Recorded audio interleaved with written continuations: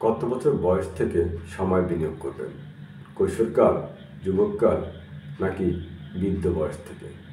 আমরা সবাই কেএফসির মালিক colonel Harland স্যান্ডসের নাম শুনেছি।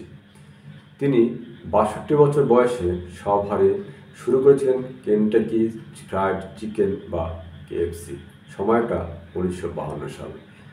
রাস্তার পাশে $৫ প্রতিষ্ঠানটি বর্তমানে ১১৮টি দেশে ১৮,৮৭৫টি আউটলেটে পরিণত হয়েছে। অথচ দারিদ্রতার জন্য বৃদ্ধ মানুষটিকে তার স্ত্রী সন্তানরা ছেড়ে গিয়েছিল। ব্যাংক দেনার দায়ে তার বাড়ি দখল করেছিল। বীমা অফিস তার হিসাবের গরমিলের জন্য পেনশনের অর্থ কেড়ে নিয়েছিল। নিশ্চয়ই মানুষটি কিন্তু শখ করে এই প্রতিষ্ঠানটি গড়ে তোলেননি। তিনি শুধু সময় কাটানোর জন্য চিকেন রান্না করতে চেয়েছিলেন, কারণ তিনি ভালো চিকেন রান্না করতে পারতেন। যুবক বয়সে মাঝে মাঝে চিকেনের নতুন নতুন রেসিপি বানিয়ে বন্ধু ও পরিবারের মানুষকে খাইয়ে আনন্দ পেতেন।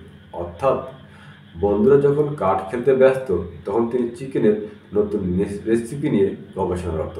তিনি সময়কে বিনিয়োগ করতেন নিজের ভালো লাগার জন্য, আর সেই বিনিয়োগ তাকে বৃদ্ধ বয়সে বানিয়ে দিল বিশ্বের সবথেকে বড় ফুড চেইন শপের মালিকে।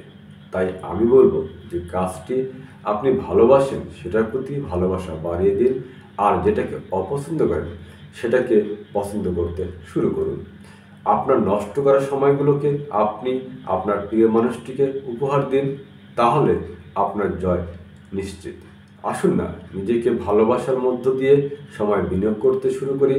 দেখি সম্পদ আর সুখে আমাদের জীবন ভরে ওঠে কি না।